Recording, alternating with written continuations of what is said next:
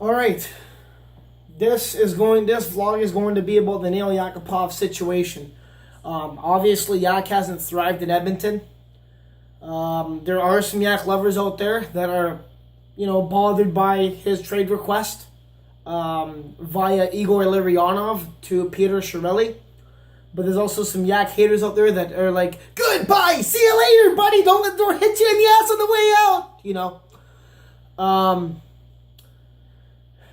I'm a little bothered by it personally. I understand, he's got to move on. He does. Nail doesn't fit in the long-term plans of the organization. Igor Larionov has simply stated that he can't be playing the bottom six. It doesn't suit his playing style. Igor Larionov has also stated that, yes, Yak has to play smarter. Igor Larionov knows the faults in Yak's game. I mean, Igor Larionov, he was on Oilers Now today with Bob Stauffer. And even Stauffer said that he was a very smart player when he played. He was nicknamed the Professor. And, Igor Larionov has said that, Yak has to drive the net more. He's got to make smarter plays. He's got to have more confidence when he has a puck and all this type of stuff, right? The stuff that he doesn't do right now, he's got to figure it out. And, the organization is partly to blame, but a lot of it is on Nail. He's got to do his fair share of the work. It doesn't help, and it's not fair to Yak that, our three 6 guys, Hall, Nuge, Eberle, they were handled gravy, so to speak. They were just, here you go, boys. Go lead the team. And it wasn't fair to Yak. Under Aikens, he had a little bit of top 6, but it was coffee time on the top 6 under Aikens. Under Kruger, the thing here, guys, is Kruger knew how to handle him. And even Igor Larionov said that. He said, Kruger knows how to handle European players. Kruger knows how to. Kruger's an inspirational speaker. He's a motivational speaker. And, he's a great guy to get along with. He's easy to approach, easy to talk to. And, in my opinion, Dallas was a total opposite. Dallas was an asshole. It was his way or the highway.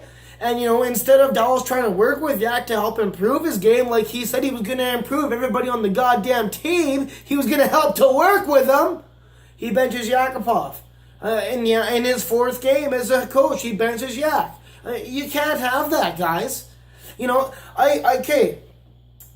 Tom McClellan scratched Taylor Hall, Connor McDavid, Jordan Eberle, Ryan Nugent-Hopkins, or even Leon Draisaitl for one game, like Aikens Day kind of thing, a lot of you fans would lose your shit. Okay? A lot of you fans would. Especially if it's Connor or Taylor. You guys would lose your fucking mind. You would lose your mind. And you'd be saying, oh, McClellan needs to be fired. Oh, he's a shit coach. He's terrible. That's what you guys would be saying. You guys would be throwing McClellan under the bus right now saying, oh, fire this goddamn head coach. He sucks. No wonder why he hasn't won a cup. Scratching a top 3 forward, a top 3 winger in the league. Scratching Connor McDavid, who could be better than Crosby. That's what your reaction would be. Okay? Now, when Nail Yakupov got scratched, I knew immediately that, I kind of had the back of Aikens a bit there. But at the same time, I knew something was wrong. And especially when Igor Larionov came over from Russia to have a personal meeting with Aikens and I believe Tambellini. Craig McTavish. And, like I say, going back to Yak, his situation in Edmonton, it just isn't good enough. And, Larionov has stated that Yak wants to stay. He wants to be in Edmonton. He loves Edmonton. He loves the city. He loves the fans. But Larionov said if he's going to be in a bottom 6 role his whole career here, it doesn't suit him properly, and he's got to be top 6 elsewhere. The other options have to be explored. And quite frankly, I agree with Larionov. I mean, Yak does have the offensive skill set to produce. He does. The problem is they don't give him a fair shake. This organization, since Kruger, they haven't. Okay? Kruger gave him a fair shake and handled him properly. He led our team in goals. He was on pace for a 30-goal season that year in a prorated 82-game year. All right? Now, since then, he hasn't been given a fair shake. He's been on third and fourth lines most of his time since Kruger. And that's wrong, guys. You cannot put... Yeah, I understand his defensive game is weak and this and that, okay? I get that 100%. You know what? When Taylor Hall first came to Edmonton, Jordan Eberle,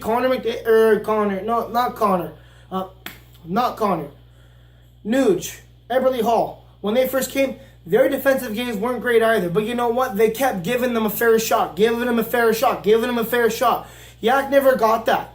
Okay? Yak got his fair shot kind of thing with Kruger, but then they go ahead and change the coach to bring in a complete total prick in Dallas Eakins, and now Yak scratched into Dallas Eakins' fourth game into Dallas's career as the coach of the Edmonton Oilers, and now Yak's third and fourth line the rest of the time with coffee time in the top six. You can't do that with offensive talent. Okay? Put Taylor Hall on the third, fourth line for a year. Put Nuge there for a year. Put Eberle.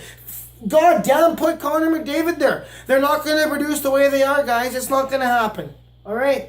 Now, I'm not going to completely fight for Yak because I'm done fighting for him. He's gone at the end of he's gone in the offseason. He's gone.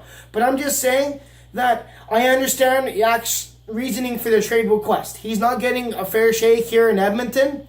And the organization has a reputation for poorly developing and poorly drafting.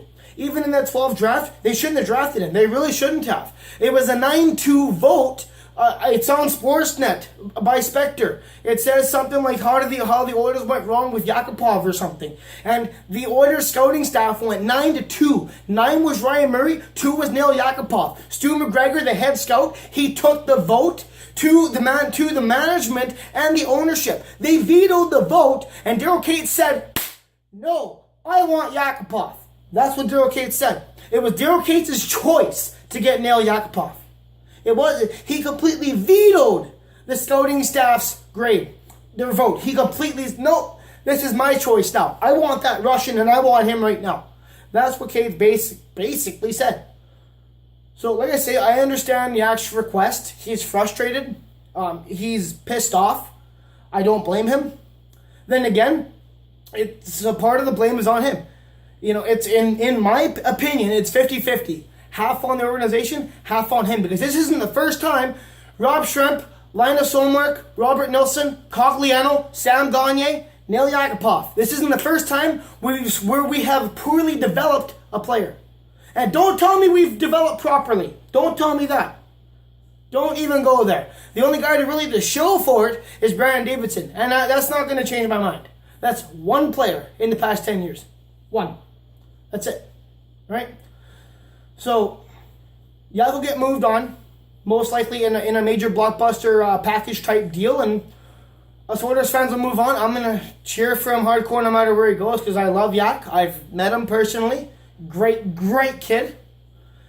To some of these guys saying that he's an asshole. Well, he's a prick. He's a dick. He's cocky. I don't see it. You're an idiot, quite frankly. I think you're an idiot. I think you're dumb.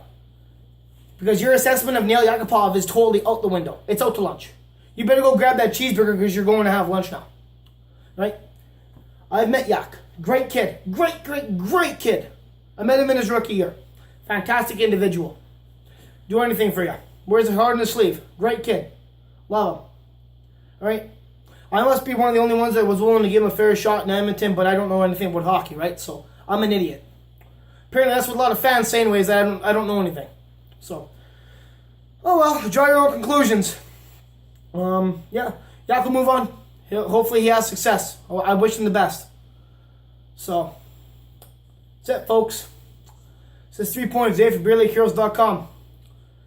Like, share, subscribe. If you think I'm an idiot, comment down below. Like what I say, disagree with it, whatever. Comment down below, people. Have a good night.